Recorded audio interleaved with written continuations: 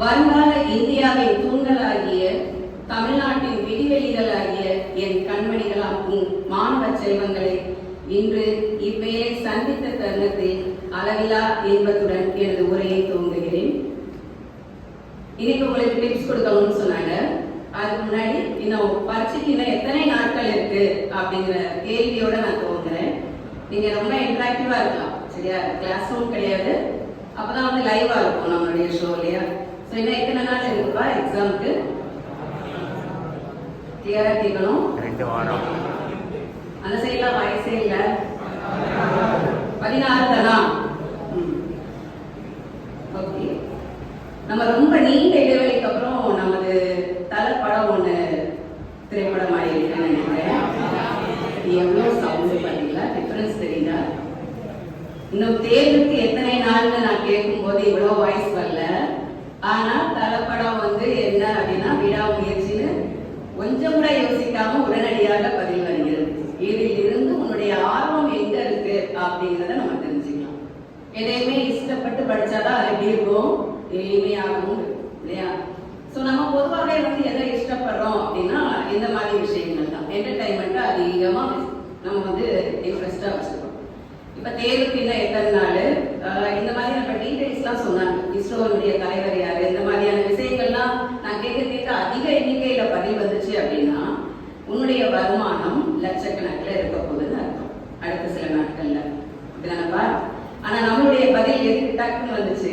விடாமுயற்சி அப்படின்னு வரும்போது அந்த விடாமுயற்சியுடைய ஹீரோ கோடிக்கணக்கில் சம்பாதிப்பாருங்கிறது நிச்சயம். அப்படிதானே?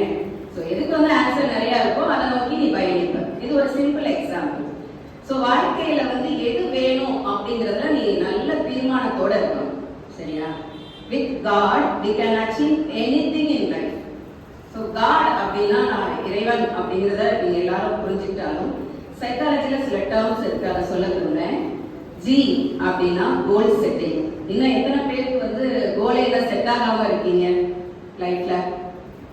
எல்லாருமே ஒரு குறிக்கோளோட ஆரம்பிச்சிட்டீங்களா? ஸோ இந்த விகிச்சல் மேல்நிலை பள்ளிங்கிறப்ப கண்டிப்பா அதுவும் நீங்க எல்லாமே சயின்ஸ் ஸ்டூடெண்ட்ஸ் கோல் செட் பண்ணிருப்பீங்க. செட் பண்ணல அப்படின்னா என்ன அர்த்தம் அப்படின்னா ஒரு முகவரியே எழுதாத ஒரு என்வலப்புக்கு சமம். அந்த என்வலப் நம்ம போஸ்ட் பண்ண முடியுமா? ரீச் ஆகுமா புரிய டைத்துக்கு? ஸோ அப்படிப்பட்ட ஒரு என்வலப் தான் அது. ஸோ கோல் செட் பண்ணிட்டீங்க அப்படின்னா அது வந்து ப்ராப்பரா என்வலப்ல அட்ரஸ் எழுதியிருக்குன்னு அர்த்தம். கரெக்டான இடத்துக்கு போய் அடைஞ்சிடும். ஸோ அட் திஸ் ஸ்டேஜ், அதாவது இந்த தருணத்திலையாவது இதுதான் என்னுடைய கோல் டார்கெட் அப்படிங்கிறத நீ கண்டிப்பா நிச்சயம் செஞ்சு வச்சிருக்கணும். அப்படி ஏதேனும் ஒரு சில மாணவர்கள் இன்னும் பண்ணல அப்படின்னா இன்னைக்கு இறைவனா கொடுத்த டைம்னு நினைச்சு உடனே நீயே இன்ட்ரோஸ்பெக்ட் பண்ணிப்பாரு. உனக்கு இதுல அதிகமா இன்ட்ரெஸ்ட் இருக்கு, நான் என்ன வாங்க போறேன், என்னுடைய கனவு என்ன, அதை மெயின் பண்றதுக்கு நான் என்னென்னலாம் டார்கெட் வைக்கணும், எப்படிலாம் உழைக்கணும், அதுக்காக நான் டெய்லி எத்தனை மணி நேரம் ஸ்பெண்ட் பண்ண போறேன். இந்த கணக்கீடு, இந்த மேனேஜ்மெண்ட் எல்லாமே இந்த ஜிக்குள்ள அடங்குது. ஸோ ஜி அப்படின்னா வெறுமனே வந்து காட் கிடையாது, கோல் செட்டிங். ஓகேவா? நெக்ஸ்ட் யாருக்கா? O stands for outstanding performance. எல்லாராலையும் பெர்ஃபார்மன்ஸ் பண்ண முடியும், ஆனா 1-2 பேர்களால தான் எப்படி பெர்ஃபார்ம் பண்ண முடியும் அப்படின்னா பீக் பெர்ஃபார்மன்ஸ் அல்லது அவுட்ஸ்டாண்டிங் பெர்ஃபார்மன்ஸ் சொல்லுவோம். அவங்க தான் வந்து ஹிஸ்டரியில பேர் வாங்குறாங்க. அப்படிதானப்பா? ஸோ நம்மளும் வந்து சரித்திரம் படைக்க போறோமா, இல்ல சரித்திரத்துல இடம் பெற போறோமா, அல்லது சரித்திரம் படிச்சுட்டே இருக்க போறோமா அப்படிங்கிற கேள்வியும் நீங்க கேட்கக்கூடிய தருணம் இதுதான். எல்லாரும் பண்ற சாதனைகளை சரித்திரமா உட்காந்து படிச்சுட்டே இருக்காம நம்மளும் சரித்திரத்துல இடம் பெறணும். அதை பத்தியான யோசிக்கக்கூடிய தருணத்துல அந்த எக்ஸாக்ட் டைம் பீரியட்ல நீங்க இருக்கீங்க, அதையும் நீங்க யோசிக்கணும். ஸோ அவுட்ஸ்டாண்டிங் பெர்ஃபார்மன்ஸ் எப்படி கொடுக்கலாம்? எல்லாரையும் மாதிரி ஈவனா இருக்கக்கூடாது. அப்போ அந்த அவுட்ஸ்டாண்டிங் பெர்ஃபார்மன்ஸ்க்கு என்ன தேவை? சாஃப்ட் ஸ்கில் டெவலப்மெண்ட் தேவை, சரிங்களா? சாஃப்ட் ஸ்கில்ஸ்னா என்னென்ன அதெல்லாம் நம்ம எடுத்து பார்ப்போம். இப்போதைக்கு ஓ முடிஞ்சிச்சு. அடுத்தது D. D for determination. Determination in planning and time management ரெண்டுலையுமே இருக்கும். பிளானிங் இதுதான், அதாவது வடிவேல் காமெடியில சொல்றாங்கல்ல, எதையுமே பிளான் பண்ணி செய்யணும் இல்லையா? ஸோ அது மாதிரி எந்த ஒரு சின்ன விஷயம் நீ எடுத்துக்கிட்டேனாலும் பிளானிங் கண்டிப்பா இருக்கும். ஸோ பிளான், பர்ஃபெக்ட் பிளான் இருந்துச்சு அப்படின்னாலே நீ வந்து பாதி சக்சஸ் அப்படின்னு சொல்லலாம். இந்த டைம் மேனேஜ்மெண்ட் அப்படிங்கிறத பத்தி நிறையவே ஒரு கட்டுரையே எழுதலாம், அந்த அளவுக்கு டைம் மேனேஜ்மெண்ட் இருக்கு.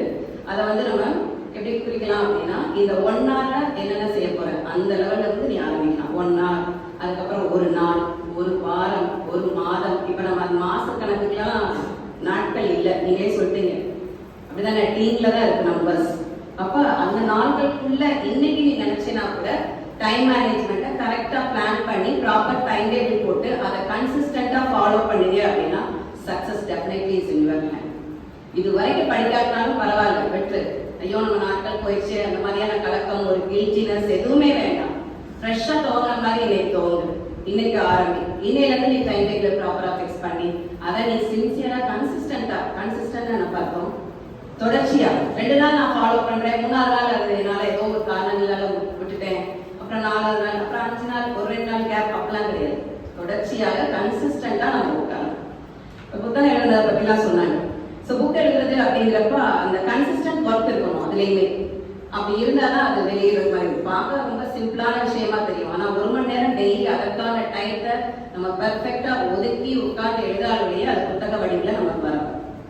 ஸோ ஒரு சின்ன புத்தகத்திலே இந்த மாதிரியான விஷயம் அப்படிங்கிறப்ப நம்ம வாழ்க்கையை தீர்மானிக்கக்கூடிய பருவத்தில் இருக்கக்கூடிய நீங்கள் உங்களுடைய லைஃப்ல அந்த கோல் setting, outstanding performance and determination அப்படிங்கிறது ரொம்ப தெளிவா இருக்கும். தமிழ்ல சிம்பிளா சொல்லுவாங்களப்பா, தகுதி. தகுதிங்கிறதுக்கும் நம்ம விளக்கம் சொல்லலாம். தன்னம்பிக்கை. உனக்குள்ள என்ன இருக்கணும், என்னாலும் முடியும்.